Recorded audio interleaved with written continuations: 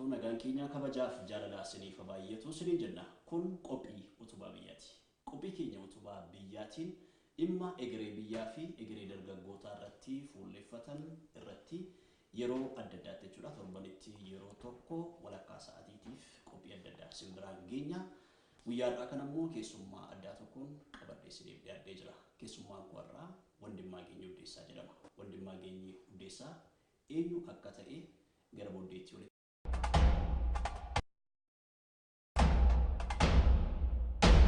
Wandee baga nagaadhaan dhuftee siin jenna. Gara istiidiyoo keenya FIB'tti eebbifametti sagantaa kee irratti keessummaa jalqabaa gootee naaf yeroo keetiif horii bul fayyaa ta'e. Tole ulfaadhu mee Wandimmaa Geenyee eenyu akka ta'e daawwattoota keenyaaf gabaabaatti yoo ibsite. Egaa gabaabaatti ibsuudhaaf Wandimmaa Geenyee Uddeessaa Bidiree kan dhalatee godina Gujii Bahaa aanaa Uraagaa magaalaa Haroo Waacootti kutaa tokkoo fi amma 12ffaatti achitti erga baradhee booda digirii jalqabaa Yuunivarsiitii Finfinnee irraa Ikoonomiksiidhaan xumuree ergasii immoo digirii lammaffaa Organizational Leadershipidhaan Makaana Yesuus Seminarii irraa Makaana Yesuus Management and Leadership College irraa digirii lammaffaa koo xumuree ergasii immoo Theologyidhaan immoo akkasumas immoo Makaana Yesuus Seminarii irraan eebbifame amma gaa fuudhee abbaa manaati. Abbaa ilma tokkooti gaa abbaa hayyuuti. Hayyuu jedhama maqaan ilma koo. Egaa baay'ooti kana fakkaataa gabaabaatti hojiidhaan immoo kolleejii Makaana Yesuus Management and Leadership kaampasii Bishooftuu kan damee Bishooftuu irratti immoo nan barsiisa. Tole mee adeemsa dheeraa deemteetta umurii kee kana keessatti dargaggoota gaa yeroo baay'ee wallaansoo baay'eetu karaatti isaan qabaa isaan dhaabaa utuu iddoo yaadame yookaan galma yaadame hin ga'ini. Mee adeemsa jireenya kee keessatti jechuudha.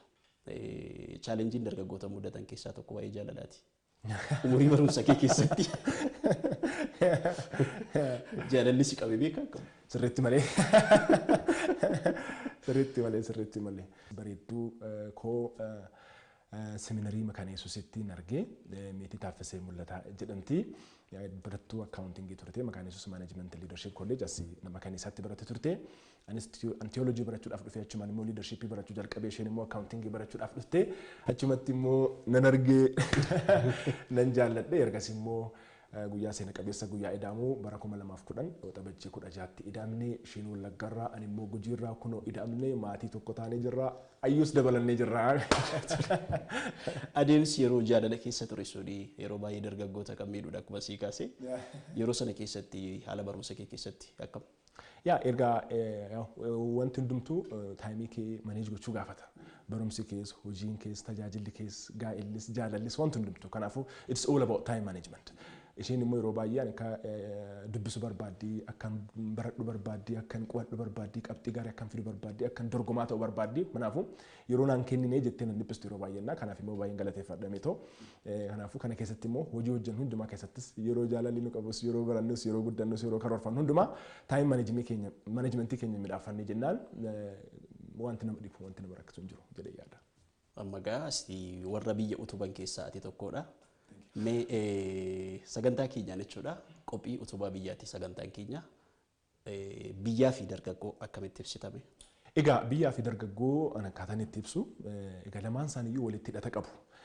Fakkeenya gabaabaa tokko yoo fudhannee biyyaaf dargaggoo hariiroo isaan gidduu jiru ibsuudhaa fi manaaf utubaa jennee fudhachuu dandeenya. Egaa sagantaan keenya sagantaa utubaa dhalootaati. Sagantaa maqaa bareedaa, maqaa cimaa, maqaa humna qabudha. Egaa sagantaa dhalootaaf utubaa ta'uu inni hojjeta jedhee sinana mana jabaadhu. Egaa biyyaa fi dhaloota, biyyaaf dargaggoo yoo walitti finnu akka manaaf utubaati. Manni keessattuu mana baadiyyaa keessatti ijaaramu kan mana citaa jechuudha.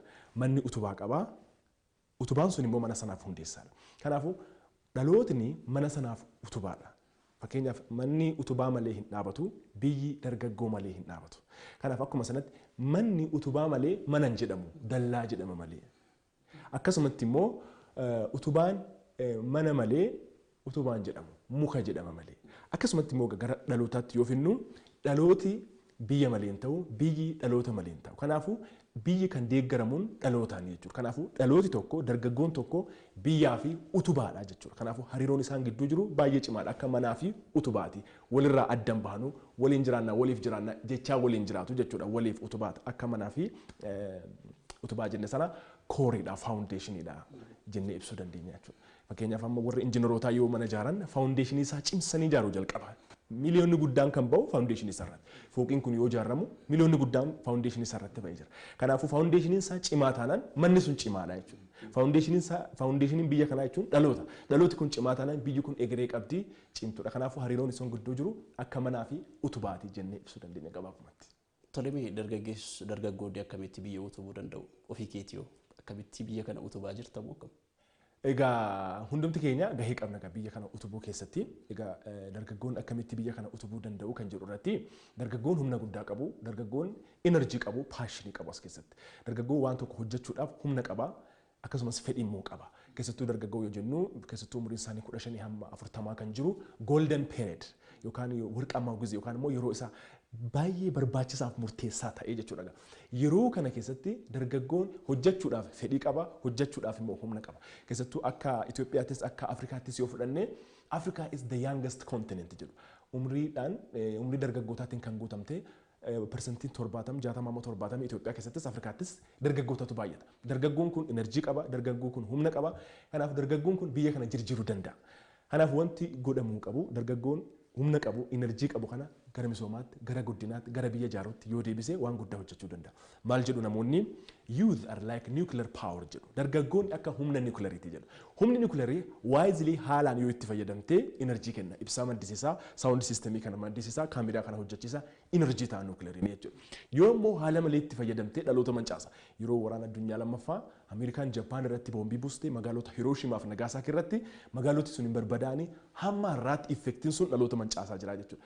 Kanaafuu dargaggoonis akkasuma jechuudha. Dargaggoon enerjii qabu jenneerra, paashinii qabu jenneerra, enerjii kana biyyattiin ittiin fayyadamtu taanaan hin mancaasaa jechuudha. Enerjii kana itti fayyadamnaan hin biyya jijjiiraa jechuudha. Kanaafuu enerjii qabu kana, humna qabu kana, fedhii qabu kana, dandeettii qabu kana immoo gara biyya ijaaruutti deebisuun baay'ee barbaachisaa fi murteessaadha jedhama. Tole. Gaaffiin kun kan biraani dargaggooti akkamitti biyya isaaniif maal gochuutu irra jiraata yookaas immoo biyyi tokko dargaggoota isheetii fi maal gochuutu irra jiraata egereen dhalootaa yookaas egereen biyya tokko amansiisaa akka ta'uu fi biyyi tokko dargaggoota ishee irratti maal hojjechuutu ishee irra jiraata. Egaa biyyi tokko dargaggoota isheetiif waan baay'ee gochuu qabdi. Fakkeenyaaf amma biyyoota Arabaa keessatti uprising ka'e political uprising rakkinni adda addaan ka'e rakkinni ka'e kuni maali jennaani political uprising Tunisiyaatti ka'ee gara Liibiyaa dhufee gara Egypt dhufee gara Aljeeriyaa deemee gara Yemen deemee gara Sooriyaa deemee rakkina guddaa uume. Kanaaf kun maali jennaan dargaggoo carraa dhabe. Lack of opportunity. Hojjechuudhaaf, gaggeessuudhaaf, barachuudhaaf, dubbachuudhaaf, mobilize gochuudhaaf dargaggoon carraa dhabe. Dargaggoon yoo carraa dhabu immoo enerjii sana immoo akka humna qabu sana, paashinii qabu sana akka waan gaariitti oolchu yoo carraan kennituuf ta'e waan biraatti oolchuu jalqabaa jechuudha. Maaliif amma migration desperate journey yookaan immoo adeemsi abdii kutannaa kun maaliif jalqaba? Bishaan keessatti namni du'a, Mediterranean keessatti du'a, Galaana Diimaa keessatti du'a, rakkina adda addaatiif saaxilama. Maaliif jennaan lack of opportunity. Kanaaf biyyi tokko dargaggoota isheetiif dhaloota harkaa qabdu kanaaf wanti isheen gochuu dandeessu gabaabumatti waan sadii jedhee amanan. Tokkoffaa irratti wanti isheen gochuu dandeessu barsiisuudha. Dhaloota kana barsiisu, fakkeenyummaa gaariidhaan barsiisu, ilaalcha gaarii qabatanii, beekumsa gaarii qabatanii, ogummaa gaarii qabatanii akka biyya hoogganuu danda'aniif ijoollummaa irraa kaasanii deeggaruudhaan, beekumsaan cimsuudhaan akka isaan hoogganuu danda'an cimsuun barbaachisaadha. Tokkoffaan barsiisuudha, cimsuudha, kakaasuudha, rool moodeelii ta'uudhaan jechuudha. Erga barsiiste, erga hidhachiiste booda, erga jabeessite, erga cimsite booda lammaffaa irratti biyyattii wanti isheen gochuu dandeessu carraa kennuudha. Giving opportunity. Carraa kennu akka hojjetuuf, carraa kennu akka daldaluuf, carraa kennu akka gaggeessuuf. Paarlaamaa keessa dargaggoon seenuu qaba. Siyaasa keessa dargaggoon seenuu qaba. Dinagdee keessa seenuu qaba. Paarlaamaa keenya keessa dargaggoota meeqatu jira? Yoo itti lakkoofte gaaffiidha. Akka Afrikaattis gaaffiidha. Egaa kanaafuu dargaggoon siyaasa keessatti, dinagdee keessatti carraa argachuu qaba. Carraa erga kenniteef booda hojjedhu, barreessi, kakaasi, hojjedhu, daldali, gaggeessi yoo jettee carraa kenniteef hojjechuu danda'a. Because paashinii qaba, enerjii qaba jenneera. Kanaaf tokkoffaan maal jenne barsiisuudha, kakaasuudha, cimsuudha. Lammaffaa irratti immoo erga barsiistee booda carraa kennitaa fi gaggeessi daldali hojjedhu jettaani sadaffaa irratti immoo waan ati gochuu dandeessu erga hojii jalqabe erga gaggeessuu jalqabe hamilee barbaada cimsuudha jajjabeessuudha kakaasuudha mentor gochuudha. Kanaafuu biyyattiin carraa kennitee fi jennaan barsiistee jennaan kakaastee jennaan dargaggoon biyya kana utubuu danda'a biyya kanaa fi opportunity dha jedhee amana because Afrikaa keessatti biyyoota Arabaa amma kaasne sana keessattis rakkinni guddaan kan uumameef baay'inaan maaliif biyyootni hooggantoonni namootni gurguddaan namoota siyaasarra dinagdeerra jiran dargaggoo akka carraa gaariitti akka opportunity tun ta'in akka crisis-itti fudhatan akka crisis-itti akka challenge-itti fudhatan taanaan challenge masitti ta'a garuu dargaggoon challenge miti dargaggoon eebba dargaggoon carraa gaariidha Maaf jennaan humna qaba, maaf jennaan paashinii qaba. Fiiga jennaan hin fiiga, hojjedhu jennaan hin hojjeta, kakka'umsa qaba. Isa kana immoo akka opportunity fudhatanii namoonni siyaasa keessatti, dinagdee keessatti, amantaa keessatti iddoo hundumaa jiran dargaggoota kana barsiisuudhaan, carraa kennuudhaan, deeggaruudhaan, duukaa bu'uudhaan homtuu nu dhaabu. Waan amma Itoophiyaa keessatti mul'achaa jiruun Itoophiyaan amma dargaggoota ishee irratti hojjechaa jirti. Maal yaadda kanarratti? Egaa wanti hojjetamaa jiru jira. Akka waldaa kiristaanaattis, akka amantaatti, waldaa amantaattis, akkasumas akka siyaasaattis, akka manneen barnootaattis poolisiin adda addaa sagantaan adda addaa qophaa'ee hojjetamaa jira. Garuu kan hojjetamaa jiru gaariidha. Baay'ee gaariidha jechuun immoo hin ulfaata. Kanaafuu abalutti qabu qaburra mootummaan kan hin goone, abaluu kan hin goone, siyaasni kan hin goone, dinagdeen kan hin goone, abaluu akkas hin goone jechuurra dargaggoon gaariin, dargaggoon cimaan opportunity qofaa eeggachuu otoo hin ta'in opportunity create gochuu qaba ofii isaatii jechuudha. Push godhee. Kanaafuu yoo asii balballi banamuu dide asiin hin banama. Yoo asii banamuu dide asiin hin banama jedhee dargaggoon kun push gochuu qaba. Kanaafuu wanti hojjetame jira akka mootummaattis akka dhaabbilee adda addaattis garuu immoo gahaa miti. Kana booddee immoo carraan kan keenya gaha. Nuutu ofii keenya carraa uumannee in hojjannaa biyyattiin guddisna jennee immoo. Tole ulfaadhu dargaggeessi tokko biyya isaa jaallachuudhaaf yookaas immoo dargaggooti immoo biyya isaaniitiif maal gochuutu irra jiraata qeerroon qarreen biyya isaaniif maaltu irraa eegama darbees immoo akka isaan biyya isaanii jaallatan yoo maal ta'e immoo biyya isaanii jaallatu. Egaa nama tokkotu yeroo tokko maal jedhee ani eega maayinni biyya kana keessatti uumamuun irra turre Waaqayyo biyya kana keessatti na uumuu isaarraa nama godhee na uumuurra biyya kana keessatti Ameerikaatti utuu saree na godhee jiraate wayyaa. Ameerikaatti utuu saree na godhee na uumee jiraate wayyaa. Maaf jennaan haala biyya kanaa, haala dinagdee, haala siyaasaa laalee nuffe. Egaa namooti baay'een kompileen gochuudhaaf tokkoffaadha. Kompileen godhuu, marmar godhuu, gungumuun furmaatan ta'u. Gungumuun furmaatan ta'u, furmaatan fidu. Kanaafuu maaf Waaqayyo asitti na uume jechuu otoo hin ta'in Waaqayyo Itoophiyaa keessatti Itoophiyaa nama lammii Itoophiyaa lammii biyya kanaa godhe yoo si uumu purpose qaba kaayuu qaba inni dogongoree hin jiru. Kanaafuu kompileen gochuun gungumuun furmaatan ta'u. Gahee koo bahoodha. Baay'ee kan jaaladhu jechama tokkotu jira. Pirezidaantii Ameerikaa duraanii John F. Kennedy akkas jedhan yeroo tokko biyyi koo maal naa goote jetteen gaafatinedha. Biyyi kiyya maal naa goote jetteen gaafatine ani biyya kootiif maal godheera jedhee of gaafadhuedha. Kanaafuu gara keenya deebisuu qabna. Namatti quba qaburra, abalutti quba qaburra, abalu siyaasatti quba qaburra, dinagdeetti quba qaburra, hooggansatti quba qaburra ofii keenyatti ammaalan godhe biyya kanaaf kan jedhu achirraa jalqabuu qabna. Yeroo tokko Facebook irratti footoo tokkoon arge. Gaggeessaatu fuuldura taa'ee gaafata gaa. Maal jedhee gaafata meeqa keessantu jijjiirama barbaaddu biyya kana keessatti jedha namoota baay'eetu jira. Meeqa keessantu jijjiirama barbaaddu jennaan hundumtuu dhaan erga kaasanii barbaadna jijjiirama jedhan. Ergas immoo deebisaa galatoomaa jedheen. Meeqa keessantu of jijjiiruu barbaaddu jennaan hundumtuu jedhe. Namni biyyattiin akka jijjiiramtu barbaada malee ofiisaa jijjiiruun barbaada. Yoo ati hin jijjiiramin biyyattiin hin jijjiiramtu. Biyya kana jijjiiruudhaaf jalqaba anatu jijjiiramuu qaba, asitti jijjiiramuu qaba, ilaalcha keenyatu jijjiiramuu qaba. Egaa tokko jedhanii lama jedhu miti tokko otoo hin jedhin sagal kan jedhu raacha qofa. Namni tokko jedhee lama jedha akkuma Oromoon jedhu jechuudha. Kanaafuu tokko jennee ofirraa jalqabne ani yoo jijjiiramne, Daaniin yoo jijjiiramu, Booliskoo yoo jijjiiramu, tokko jennee lama jennee biyya kana geeddaruu dandeenya. Kanaafuu dargaggoon biyya kana geeddaruudhaaf abalutti quba qabuun furmaatan ta'u. Kompileen gochuun furmaatan ta'u. Kanaafuu namooti kompileen godhan namoota furmaata qabanii miti. Dargaggoon biyya kana jijjiiruudhaaf utubaa dhalootaa utubaan biyya kana ana jedhee of qopheessuu qaba. Kana gochuu keessatti wanti sadii murteessaadha. Dargaggoo keenyaaf waan jechuu barbaada. Biyya kanaaf utubaa ta'uudhaaf, jaalala biyya kanaaf qaba, biyya kana nan jijjiira, biyya kana nan jaalladha jechuudhaaf wanti nu gochuu qabu utubaa dhalootaa godhee of qopheessuu qaba jechuudha. Akkuma manniif utubaan hariiroo isaan ibsine sana utubaa dhalootaa of gochuu keessatti dargaggoon maaltu irraa eegama yoo jette tokkoffaa irratti dargaggoo kaayoo qabu, dargaggoo mul'ata qabu ta'uudha. Passion, vision isa jennu kana jechuudha. Dargaggoo mul'ata qabu. Maaliif jennaan mul'ata kee adda baafatte jechuun homtu sin dhaabu. Humna qabdaa karaa keerra jirtaa hin fiigda. Maaliif jennaan hundumti keenya kennaa adda addaatu keessa keenya jira. Dr. Miles Munro isa kana yoo jedhu unique gift jedha. Kennaa addaa keessa kee jiru adda baafadhu. Kennaa addaa keessa kee jiru adda baafadhu. Dargaggoo nama televezyiiniidhaan karaa sagantaa FIB utubaa dhalootaa jedhu kanaan nu hordofachaa jiran kennaa addaatu keessa isaanii jira. Itoophiyaan ummata miliyoona 110 qabdi. Ummata miliyoona 110 kana keessa kennaa addaatu jira. Kennaan addaan kun otoo bahee biyyattiitu jijjiiramuu danda'a. Kanaafuu dargaggoon tokkoffaa irratti what's my passion, what's my vision, what's my life purpose, kaayoon koo maali, kennaan koo maali, dandeettiin koo maali, maaliif uumame. Kanaafuu isa kana gaafachuu qaba. Wanta ani hojjechuu jaalladhu maali, wanta ani hojjechuu danda'u maali. Waan kana dargaggoon hundumtuu of gaafachuu qaba. Waan hojjechuu dandeessu, waan hojjechuu barbaadu. Sun mul'ata keeti, sun kaayoo keeti. Kaayoo kee argatteennan homtuu sinnaafu. Qananiisaan fa'aa kan milkaa'aniif, kan siyaasa keessa jiranis, kan dinagdee keessa jiranis, kan ispoortii keessa jiranis akka addunyaatti kan milkaa'aniif mul'ata isaanii argatan, kaayoo isaanii argatan. Lammaffaan erga kaayoo kee adda baafatti. Dargaggoon keenya erga kaayoo isaanii adda baafatanii booda kaayoon sun beekumsaan guddachuu qaba. Kaayoo isaanii beekumsaan guddisuun barbaachisaadha. Because beekumsi kaayoodhaaf akka xaa'ooti. Xaa'oon midhaaniif barbaachisaadha. Akkasuma immoo beekumsi mul'ataaf barbaachisaadha. Mul'ata kee erga adda baafattee mul'ata kee sana beekumsaan deeggarta. Yuunivarsiitii galanii barachuun, kolleejii galanii barachuun, mana barumsa galanii barachuun kun barbaachisaadha. Beekumsaan guddachuudhaaf. Because jaarran 21ffaan jaarraa beekumsaati. Hin baradhu hin jetta taanaan hin guddadhu jechaa jirta jechuudha. Because barumsii fi guddini wal duukaa deemu. Barumsa dinnaan beekumsa diddaa jaarraa 21ffaa keessatti namni abbaa kanaas hin jedhu hin jiru. Kanaafuu gaa barachuun beekumsaan of guddisuun akkasumas immoo mana barumsaa yuunivarsiitii kolleejii qofaa osoo hin ta'in macaafota kitaabota adda addaa barreeffaman barreessitoota keenya baay'een ara ba'aa jiru. Afaan Oromootiinis, afaan Amaarifaatiinis, afaan Ingiliziitiinis, afaan adda addaatiin kan barreeffamee jira. Isa kana bitatanii dubbisuun barbaachisaadha. Uffata irraa otoo hin ta'in, kophee irraa otoo hin ta'in, faashinii irraa otoo hin ta'in macaafota irratti invest gochuun barbaachisaadha. Asirratti fakkeenya tokko sii kaasuu barbaada.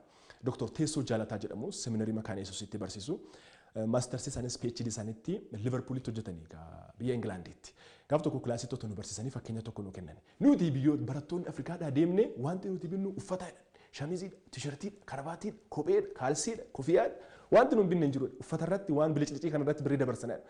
Barattoonni United Kingdom, barattoonni achi Britain, barattoonni Ingilaandii wanti isaan bitan macaafaadha. Macaafotaadha. Macaafota waan bitan kitaaba bitu. Surrii lama duwwaa qabu jedhe, kophee lama duwwaa qabu jedhe, shamizii lama duwwaa qabu jedhe. Nuti garuu kudhanii meeqa qabna macaafa hin qabnu jedhe. Kanaaf readers are leaders jedhu. Warri dubbisan warra hooggananudha. Kanaaf addunyaa kan hoogganaa jiraniif. Nuti asitti faashinii qonnaa isaan uffata hojjetanii gara keenyatti darbatuun uffata binnaa isaan immoo research and development irratti invest godhuu hin dubbisu hin baratu addunyaa hoogganaa jiru. Kanaafuu dargaggoon keenya uffata irratti otoo hin ta'in istaayilii adda addaarratti faashinii irratti Nike, Adidas akka Ronaldootti akka Abalootti uffadhaa otoo hin ta'in sammuu isaa irratti invest godhee mul'ata keessa isaa jiru sana beekumsaan deeggaruun barbaachisaadha. Inni kun barbaachisa. Dargaggummaanii jedhu gaa namoonni. It's not just about age. Waa'ee umrii qofa miti. Waa'ee ilaalchaati, waa'ee sammuuti. About state of mind jedhu. Waggaa 20tti hin barattu hin dubbistu taanaan you are old jedhu. Ati dulloomteetta. Garuu waggaa 80tti hin dubbista hin baratta of haaressita taanaan you are young jedhu. Kanaafuu if you want to stay young, keep reading and keep learning. Kanaafuu dargaggoota ta'e yeroo hundumaa dhiibbaa uumuudhaa fi dubbisuun barachuun barbaachisaadha. Isa kana dargaggoota keenyaaf baay'ee cimsee irratti dubbachuu barbaada. Baratanii naan immoo sirrii waraqata argachuudhaaf digirii sana waraqata sana argachuudhaaf otoo hin ta'in biyyattii kana nan geeddara iddoo guddaa nan gaha Itoophiyaa darbee Afrikaatti addunyaatti nan mul'adha dhalootaaf furmaata nan ta'a jedhanii cimanii ciniinnatanii hojjannaan homtuu nun dhaabu.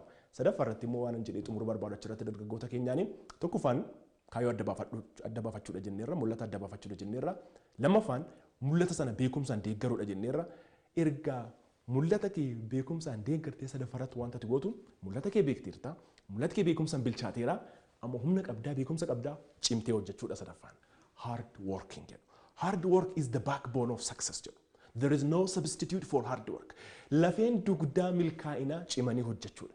Dargaggoon cimee hin hojjanne ba'aa biyyaati malee bu'aa biyyaan ta'u. Kanaafuu ba'aa biyyaa akka hin taane bu'aa biyyaa ta'uudhaaf cimanii hojjechuun baay'ee barbaachisaadha. Yoo cimtee hojjettee dhalootaaf furmaata taata. Yoo cimtee hojjettee biyyaaf immoo furmaata taata. Kanaafuu namni cimee hojjetu iddoo hundumaatti barbaada. Cimtee hojjetta taanaan, cimtee baratta taanaan, qabxii gaarii qabda taanaan, dandeettii gaarii qabda taanaan hundumtuu si barbaada. Mootummaan si barbaada, namni si barbaada, dhaabbatni si barbaada. Nama cimaan taane nama beekumsaan dandeettiidhaan of hin haaressine nama miti seexannuun barbaadu. Yeroo tokko maal jedhanii dargaggoo tokkotu as jedhaa achi jedhaa hin baratu hin dubbisu hin qabatu asuma achitu naanna'u maatirikii fudhate. Maatirikii erga fudhatee qabxiinsaa baay'ee jalaa gabbu'e 1.4 fide. Tokko tuqaa 4 fidee ergas immoo kolleejii seenuu hin danda'u, yuunivarsiitii seenuu hin danda'u, carraa dorgomuu hundumaa dhabee warri kaan warri cimanii baratanii dubbisanii qo'atanii darbanii deeman yuunivarsiitii kolleejii dhaabbata adda addaa seenan inni immoo booddeettaaf kanaaf abdii kutate seexannis dhufee keessa isaati immoo abdii kutatee maal godhee bakka bu'aan qabu of balleessuun qabaa of ajjeesuun qabaa wadaroo funyoo fudhatee of ajjeesuudhaaf immoo gara bosonaatti deeme of ajjeesuudhaaf gara bosonaatti otoo deemu seexanni itti dhufee jedhama jechama fakkeenya seexanni itti dhufee maaloo maal taatee jennaani maali of ajjeesuuf kan jedha abdii kutadhee abdiin dhabee of ajjeesuudhaan jedha bakka abdiin kutadhee bu'aan qabu biyya lafaa kanarra jiraachuun naaf hin ta'u jedhe maayinni maaltu abdii si kutachiise maaliif akkasitti hartee maaf akka jettannaan maayin qabxii kootu baay'ee gabbu'ee kolleejii seenuu hin dadhabee yuunivarsiitii seenuu hin dadhabee dhaabbata kamiyyuu dorgomee seenuu hin dadhabee meeqanni qabxiin kennaan waan fooriidha jedha anuu tuu gadi hin barbaadu deemnarraa jedhe kanaafuu seexanni waan tuu gadi hin barbaadu kanaafuu namni hundumtu nama cimaa barbaada seexanni nama fayyee nama badii dhaloota balleessu barbaada namnis dhaabbanni kamiyyuu waaqayyos nama cimee dhaloota fayyis nama dhalootaaf furmaata ta'u nama dhalootaaf utubaa ta'u barbaada kanaafuu dargaggoon keenya waan kanarratti cimanii hojjechuun barbaachisaadha.